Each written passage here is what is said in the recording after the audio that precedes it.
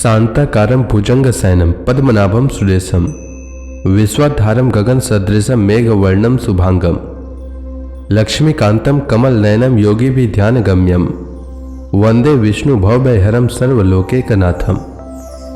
मंगलम भगवान विष्णु मंगलम गरुड़ध्वज मंगलम पुंडरीकाक्ष मंगलाय तनोहरि।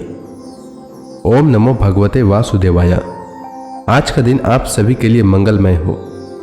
एकादशी के दिन जो लोग उपवास रखते हैं और सच्चे मन से विष्णु भगवान की पूजा करते हैं उन्हें जीवन में अच्छी सेहत सुख समृद्धि प्राप्त होती है। इस साल 2023 माघ कृष्ण एकादशी, जिसे सटतिला एकादशी के नाम से जाना जाता है, 18 जनवरी को पड़ रही है। सटतिला एकादशी के दिन सटतिला एकादशी व्रत कथा जरूर सुनना चाहिए, साथ ही दूसरों को भी सुनाना चाहिए। इससे भगवान श्री हरि प्रसन्न होते हैं और हर मनोकामना पूर्ण करते हैं। तो आइए सुनते हैं सटतिला एकादशी व्रत कथा। भगवान श्री कृष्ण के श्री मुख से एकादशियों का महात्म्य सुनकर श्रद्धापूर्वक उन्हें प्रणाम करते हुए युधिष्ठिर ने कहा, हे केशव, आपके श्री मुख से एकादशियों की कथा सुनकर मुझे असीम आनंद की प्राप्ति हुई है। हे मधुसूदन, कृपया कर अन्य एकादशियों का महात्म्य सुनाने की भी अनुकंपा करें।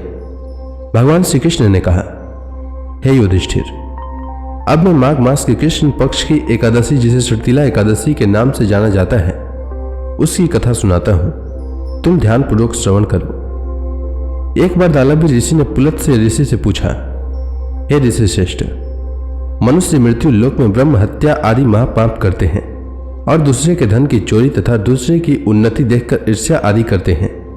ऐसे महान पाप मनुष्य क्रोध, ईर्ष्या, आवेग और मूर्खतावश करते हैं और इसके बाद शोक भी करते हैं कि हाय, यह हमने क्या कर दिया। हे महामुनि, ऐसे मनुष्यों को नरक से बचाने का क्या उपाय है? कोई ऐसा उपाय बताने की कृपा करें जिससे ऐसे मनुष्यों को नरक से बचाया जा सके, अर्थात उन्हें नरक की प्राप्ति न हो। ऐसा कौन सा दान पुण्य है जिसके प्रभाव से नरक की यातना से बचा जा सकता है? इन सभी प्रश्नों का हल आप कृपया पूर्वक बताइए। दालभी ऋषि की बात सुनकर पुलत्स्य ऋषि ने कहा, हे मुनिश्रेष्ठ, आपने मुझसे अत्यंत गूढ़ प्रश्न पूछा है।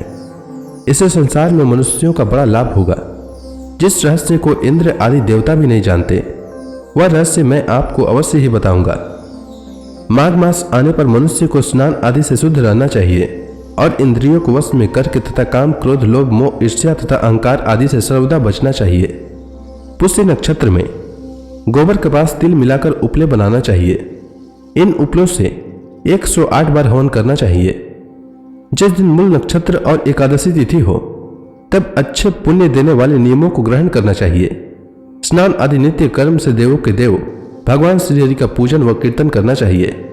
एकादशी के दिन उपवास करें तथा रात को जागरण और हवन करें। उसके दूसरे दिन धूप दीप नैवेद्य से भगवान श्री हरि की पूजा अर्चना करें तथा खिचड़ी का भोग लगाएं। उस दिन श्री विष्णु को पेठा, नारियल, सीताफल या सुपारी आदि अर्घ्य अवश्य देना चाहिए। तदुपरांत उनकी स्तुति करनी चाहिए। हे जगदीश्वर, आप निराश्रितों को भी शरण देने वाले हैं। आप संसार में डूबे हुए का उद्धार करने वाले हैं। हे कमलनयन, हे मधुसूदन, हे जगन्नाथ, हे पुंडरीकाक्ष, आप लक्ष्मी जी सहित मेरे इस तुच्छ अर्घ्य को स्वीकार कीजिए। इसके पश्चात ब्राह्मण को जल से भरा घड़ा और तिल का दान करना चाहिए। यदि संभव हो तो ब्राह्मण को गौ और तिल देना चाहिए। इस प्रकार मनुष्य जितने तिलों का दान करता है वह उतने ही सहस्त्र वर्ष स्वर्ग में वास करता है। तिल स्नान, तिल के उपटन, तिलोदक, तिल का हवन, तिल का भोजन, तिल का दान, इस प्रकार 6 रूपों में तिलों का प्रयोग सटतिला कहलाती है।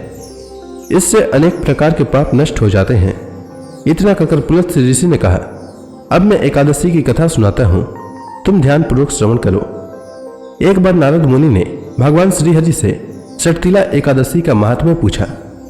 नारद जी ने कहा, हे प्रभु, आप मेरा प्रणाम स्वीकार करें। सटतिला एकादशी के उपवास का क्या पुण्य है? उसकी क्या कथा है? कृपया कर मुझसे कहिए। नारद जी की प्रार्थना सुन भगवान श्री हरि ने कहा, हे नारद, मैं तुम्हें प्रत्यक्ष देखा सत्य वृतांत सुनाता हूं, ध्यानपूर्वक श्रवण करो। बहुत समय पहले मृत्यु लोक में एक ब्राह्मणी रहती थी। वह सदा व्रत उपवास किया करती थी। एक बार वह 1 मास तक उपवास करती रही। इससे उसका शरीर बहुत कमजोर हो गया। वह अत्यंत बुद्धिमान थी। फिर उसने कभी भी देवताओं तथा ब्राह्मणों के निमित्त अन्न आदि का दान नहीं किया। मैंने चिंतन किया कि इस ब्राह्मणी ने उपवास आदि से अपना शरीर तो पवित्र कर लिया है तथा इसको वैकुंठ लोक भी प्राप्त हो जाएगा, किंतु इसने कभी अन्न दान नहीं किया है। अन्न के बिना जीव की तृप्ति होना कठिन है। ऐसा चिंतन कर मैं मृत्यु लोक में गया और उस ब्राह्मणी से अन्न की भिक्षा मांगी। इस पर उस ब्राह्मणी ने कहा, हे योगीराज, आप यहाँ किस लिए पधारे हैं? मैंने कहा, मुझे भिक्षा चाहिए। इस पर उसने मुझे एक मिट्टी का पिंड दिया। मैं उस पिंड को लेकर स्वर्ग लौट आया। कुछ समय व्यतीत होने पर वह ब्राह्मणी शरीर त्याग कर स्वर्ग आई। मिट्टी के पिंड के प्रभाव से उसे उस जगह एक आम वृक्ष सहित घर मिला, किंतु उसने उस घर को अन्य वस्तुओं से खाली पाया। वह घबराई हुई मेरे पास आई और बोली, हे प्रभु, मैंने अनेक व्रत आदि से आपका पूजन किया है, किंतु फिर भी मेरा घर वस्तुओं से रिक्त है। इसका क्या कारण है? मैंने कहा, तुम अपने घर जाओ और जब देव स्त्रियां तुम्हें देखने आए तब तुम उनसे षटतिला एकादशी व्रत का महात्म्य और उसका विधान पूछना। जब तक वे न बताएं तब तक द्वार न खोलना। प्रभु के ऐसे वचन सुन वह अपने घर आई और जब देव स्त्रियां आई और द्वार खोलने के लिए कहने लगी तब उस ब्राह्मणी ने कहा, यदि आप मुझे देखने आई हैं तो पहले मुझे षटतिला एकादशी का महात्म्य बताएं। तब उनमें से एक देव स्त्री ने कहा, यदि तुम्हारी यही इच्छा है तो ध्यान पूर्वक श्रवण करो। मैं तुमसे एकादशी व्रत और उसका महात्म्य विधान सहित कहती हूँ। जब देव स्त्री ने षटतिला एकादशी का महात्म्य सुना दिया तब उस ब्राह्मणी ने द्वार खोल दिया। देव स्त्रियों ने ब्राह्मणी को सब स्त्रियों से अलग पाया। उस ब्राह्मणी ने भी देव स्त्रियों के कहे अनुसार षटतिला एकादशी का उपवास किया और उसके प्रभाव से उसका घर धन धान्य से भर गया। अतः हे युधिष्ठिर, मनुष्यों को अज्ञान को त्याग कर षटतिला एकादशी का उपवास करना चाहिए। इस एकादशी व्रत के करने वाले को जन्म जन्म की निरोगता प्राप्त हो जाती है। इस उपवास से मनुष्य के सभी पाप नष्ट हो जाते हैं। इसलिए मनुष्यों को षटतिला एकादशी का व्रत अवश्य करना चाहिए। उम्मीद है आपको षटतिला एकादशी की कथा अच्छी लगी होगी। अगर आपको यह वीडियो अच्छी लगी हो तो कमेंट सेक्शन में ओम नमो भगवते वासुदेवाय लिखना न भूलें। धन्यवाद।